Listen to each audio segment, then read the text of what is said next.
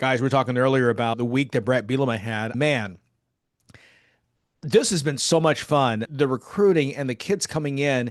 Not only is he locking in the state and keeping home some of the top prospects home, he's built a pipeline to Florida. And now this past week, getting some guys out of Nebraska and Texas that were highly sought after from other power programs. Yeah, and New Jersey. I'm most excited I think about Kai Pritchard as one of the guys. He's a four-star highest rated offensive lineman that Bielema has ever gotten at Illinois. And we know that it's great to have Illinois be not just a basketball program, it's a basketball and football school. It's both. It's both. I got a text from Ohio State booster this week after Bielema's done all of his recruiting, and he said, "Isn't it great to become a football school again?" And if you think about it, we haven't seen, I guess Zook may have had some high-level recruits, but we haven't seen like wins like this. I don't even know if Mike White is going on right now. This is kind of a new experience for Illini fans. And there's a part of me I just want to savor it and enjoy the moment because we haven't really had this before. Yeah.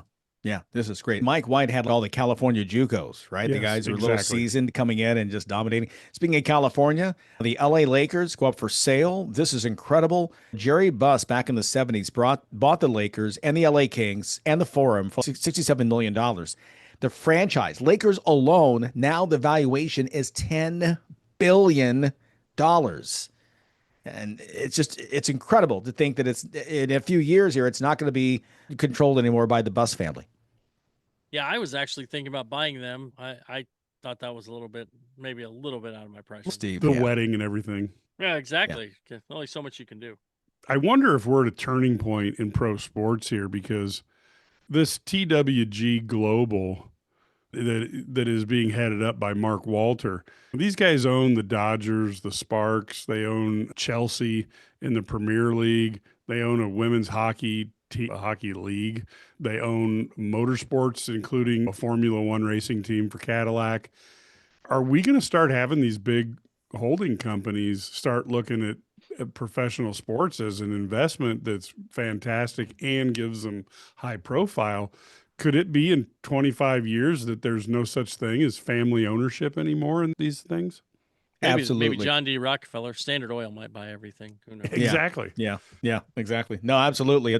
I saw that the investment company he's CEO of has $350 billion in assets. So yeah, look, the Lakers, is this a property that's going to appreciate in value in the next 10, 20 years?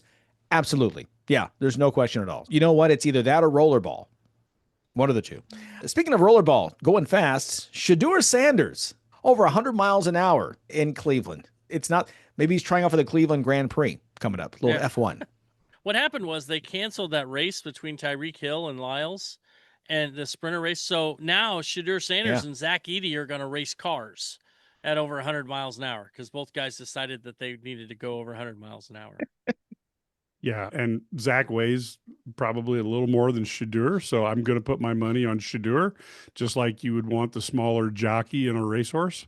But you just hope that in today's world, you hope that they can get a handle on that. I have to be honest with you. If I was 22, 23 years old with a car that can go 200 miles an hour, I'm probably going to make some bad decisions, and you hope that it's something that they maybe learn from and don't have to have a horrific event, that to really have to look on for the rest of their life.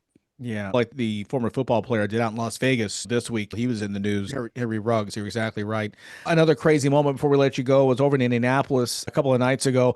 Caitlin Clark and the Indiana Fever going toe-to-toe. Talk about heavyweight fights.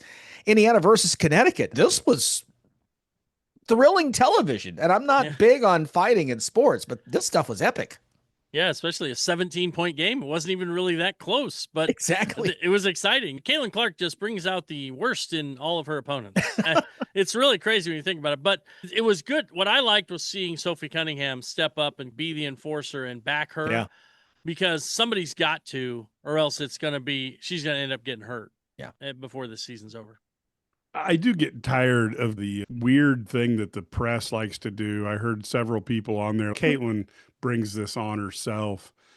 And I don't know. I guess if Caitlin decks somebody, I don't have a problem with somebody decking her back. But I don't see this as being, again, I don't mind athletes jawing at one another. That makes it fun. But when one person jaws and then the next person decks the person who did that, I don't look at that as equivalency. And somehow WNBA's got to get a hold on this. And some of these gals who seem frustrated with Caitlin have to understand that there were people who were frustrated with Michael Jordan, and the NBA figured out how to control that. So I just think you got to do a little bit there to help her out. I'm going to leave us with a moment that's going to rile up Illini fans. When Trent Frazier got a technical for yelling cash at the Indiana bench, Caitlin hit a three, turned and jawed at the Connecticut bench, and no technical was called. So there you go. We leave it with that. Talk amongst yourselves. Hey, we got to run. It's been another great show. Glad you're with us. Thanks again to Matt Brown. Thanks to Ciara Parchment, the Illini freshman. Best of luck next week in Toronto. Can't wait to talk to you again. Look forward to talking to you guys again as well. Enjoy the games this weekend and go Illini. We'll see you next time.